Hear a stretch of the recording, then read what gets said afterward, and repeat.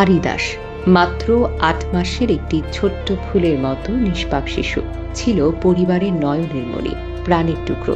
সবাই তাকে আদর করে ডাকত অরিবাবু, মা শর্মী দাস। যখন আদর করে কোলে নিতেন মনে হতো এই পৃথিবীর সব ভালোবাসা এক শিশুতে এসে মিশেছে। কিন্তু আজ সেই অরিবাবু আর নেই। একটি নির্মম দুর্ঘটনায় আমাদের ছেড়ে চিরতরে চলে গেছে সে। রয়ে গেছে শুধু বুক ভরা হাহাকার, অশ্রু আর শূন্যতা। এই মর্মান্তিক ঘটনাটি ঘটেছে 12ই জুন লক্ষ্মীপুর জেলার পৌর শহরের শমশেরাবাদ এলাকায়। শিশুটির নানা বাড়িতে ঈদের ছুটিতে মা বাবার সঙ্গে বেড়াতে গিয়েছিল অরি। দুপুরবেলা পরিবারের সবাই মিলে খিচুড়ি খাচ্ছিল।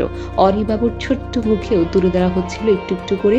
একসময় হঠাৎ করে খাবারটি তার গলার নালীতে আটকে যায়। অরি তখন ছটফট করতে থাকে, নিঃশ্বাস নিতে পারে না। সবাই তো হতবাক। তাড়াহুড়া করে তাকে নেওয়া হয় লক্ষ্মীপুর সদর হাসপাতালে, কিন্তু সব চেষ্টা ব্যর্থ করে দেয়। চিকিৎসক জানিয়ে দেন অরি তো আর নেই। সেই মুহূর্তে সময় যেন থমকে গেল। চারপাশের শব্দ নিস্তব্ধ হয়ে গেল। শুধু এক বুক ফাটা চিৎকার ছড়িয়ে পড়ল হাসপাতালের দেয়ালে, জানালায়, বাতাসে।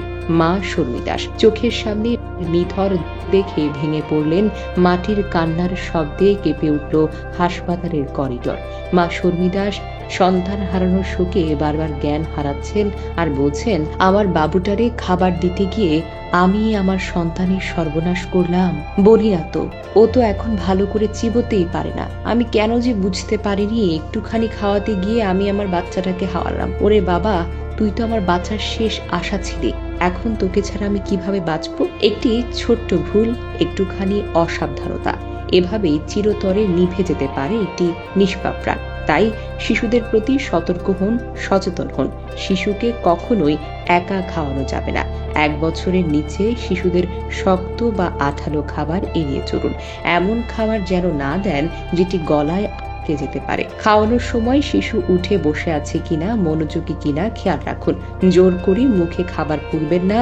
ধীরে ধীরে ধৈর্য সহকারে খাওয়াতে হবে। যদি কোনো শিশু হঠাৎ করে নিঃশ্বাস নিতে না পারে, গলা বা মুখটা পরিষ্কার আছে কিনা দেখুন। হালকা করে পিঠে দিন। শিশু অবস্থায় বেক ব্লো পদ্ধতি প্রয়োগ করা যেতে পারে। প্রয়োজনে শিশু মাথা নিচু করে সামনের দিকে ঝুলিয়ে দিয়ে সাহায্য করুন। দ্রুত নিকটস্থ হাসপাতালে নিয়ে যান। মনে রাখবেন, 1 মিনিট দেরি মানে হতে পারে চিরশূন্যতা। একটি শিশু যেন আর না হারিয়ে যায়, আর কোনো মায়ের বুক যেন এভাবে খালি না হয়। একটু সচেতনতা, একটু ভালোবাসা বাঁচাতে পারে একটি জীবন।